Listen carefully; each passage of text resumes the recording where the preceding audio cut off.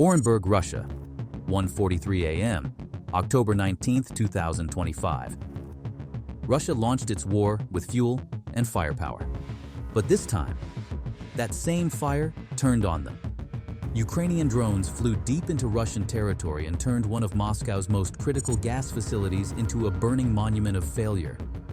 The scale stunned even Russia's military. Entire pipelines collapsed, gas lines exploded, and the lights over the Orenburg region glowed red. But this wasn't just another cross-border strike. And what happened next would shake the foundations of Russia's energy empire. The Orenburg Inferno. At exactly 1:45 a.m., a low buzz echoed across the Orenburg Plains, a region nearly 800 miles from Ukraine's border. Moments later, the sky flashed white. A swarm of Ukrainian long-range drones hit the Gazprom Orenburg gas processing plant, one of Russia's most vital energy facilities.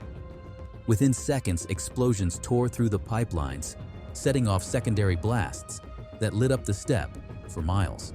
According to Reuters, the plant processes up to 45 billion cubic meters of gas each year, roughly 10% of Russia's total output.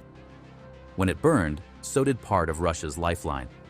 The fire spread fast. Emergency teams fought to contain it, but gas still feeding through the lines fueled a chain reaction. Villagers nearby said the ground shook like an earthquake. By dawn, satellite images confirmed what Russian officials tried to hide. A facility once worth billions, now reduced to twisted steel and flames. 03:10 a.m. Moscow in chaos. Hours after the strike, panic rippled through Russia's command centers.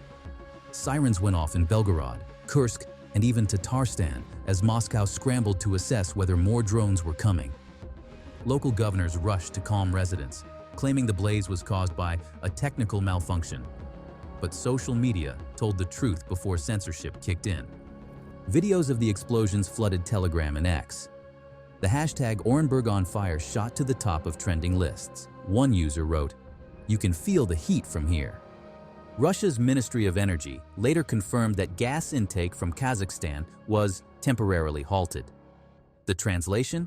Major sections of Russia's southern network were offline. Ukraine's energy gambit.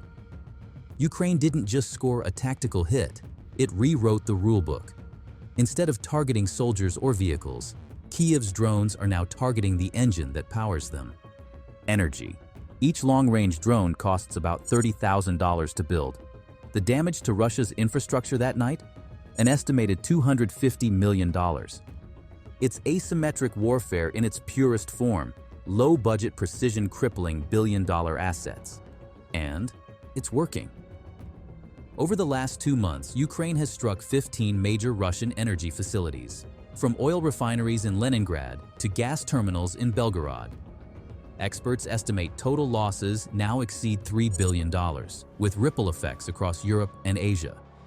Russia built an empire on energy dominance. But in one night, Ukraine exposed its biggest weakness, that even giants can burn. And as dawn broke over a field of smoke and silence, one question echoed from Orenburg to Moscow. How do you fight a war when your own fuel lines are on fire? 6 a.m., when the lights went out. By sunrise, the fires over Orenburg still burned bright enough to be seen from orbit. Emergency crews fought the flames through the night, but the damage was irreversible. Pipelines warped, compressors melted, and fuel storage tanks detonated in sequence like dominoes. For the first time since the war began, Moscow's gas export routes to Central Asia were paralyzed. Officials tried to reassure the public that output remains stable, but data told another story. Pressure in multiple transmission lines dropped to critical levels. The Orenburg plant wasn't an isolated hit. Satellite footage revealed 2 more energy sites, in Belgorod and Bryansk, also struck by drones that same night. 3 regions, 1 coordinated operation. And the world was watching. Russia's energy web starts to unravel. Energy analysts say the Orenburg strike wasn't just about destruction, it was about timing. Ukraine hit at the peak of Russia's export cycle, when energy transfers to Europe and Asia are at their highest. According to independent monitors, The attack knocked out nearly 8% of Russia's gas refining capacity overnight. That's roughly 4 billion cubic meters of gas lost, enough to power an entire European country for weeks. And it wasn't just about fuel. The attack disrupted Russia's Ural pipeline network, forcing gas reroutes through backup stations that were never designed to handle such volume. One European energy strategist called it the first domino in a slow-motion collapse of Russia's internal supply grid. Even a temporary hit like this cost Moscow tens of millions in lost export revenue, not counting the reconstruction costs. Ukraine's message: now, you feel it too.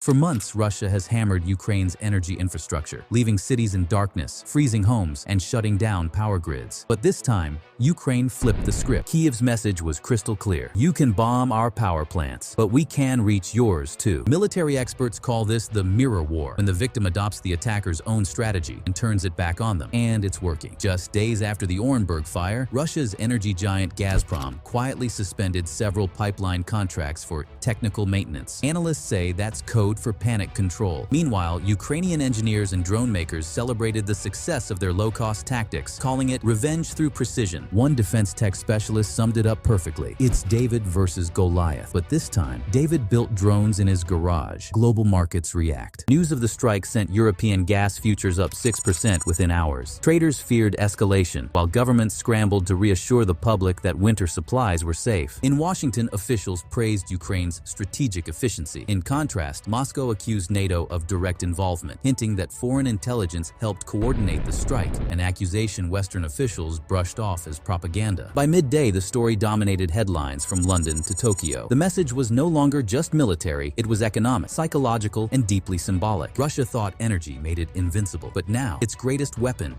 had become its greatest weakness. And as the smoke drifted across Orenburg's sky, one truth was clear: Ukraine wasn't just surviving anymore, it was rewriting the rules of modern warfare. 10 a.m., Moscow on fire, literally and politically. By mid-morning, Russian state TV had gone silent about Orenburg. Anchors stuck to weather updates and sports news, while Telegram channels filled with footage the Kremlin couldn't hide. Massive fireballs, black smoke, and panicked firefighters battling a blaze that refused to die. The Orenburg governor called it an industrial incident, but the locals knew better. For the first time, the war had come home. Within hours, Russia's Ministry of Energy declared a state of emergency across multiple regions, cutting gas output by 10% nationwide. It wasn't just an economic loss, it was humiliation. Meanwhile, Ukrainian social media celebrated with quiet pride. One viral post read, "They wanted to make us cold. Now, they're feeling the heat." Russia's retaliation, a desperate gamble. By that night, Russia responded the only way it knew how, by launching another missile and drone barrage at Kyiv,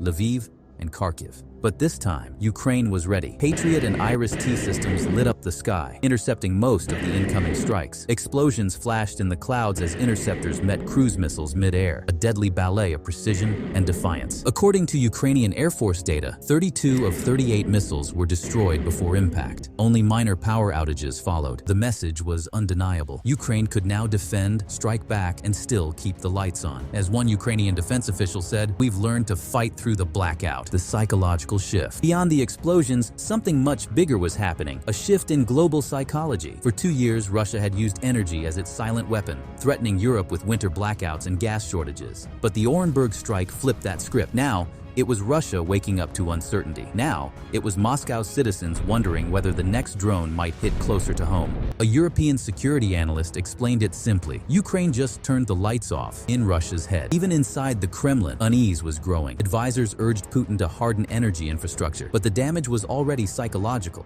The illusion of safety was gone. The global fallout. Energy markets trembled. European ministers convened emergency meetings to stabilize supply prices. Meanwhile, Western intelligence quietly praised Ukraine's precision campaign, calling it a masterclass in strategic deterrence. Behind the scenes, NATO doubled its funding for Ukrainian drone programs. The battlefield had changed, and everyone knew it. This wasn't about territory anymore. It was about technology, adaptation, and willpower. Ukraine had proven something no one thought possible, that a smaller nation could corner a superpower by outthinking it, not outspending it. Russia's energy empire is cracking, not from explosions, but from fear. Ukraine didn't just burn fuel, it burned through decades of Russian dominance. The battlefield has expanded, from trenches to power plants, from soldiers to servers. But as both nations prepare for winter, one question remains. If Ukraine can now strike at Russia's lifeblood, what happens the next time Moscow decides to push back? Hit like, tap subscribe,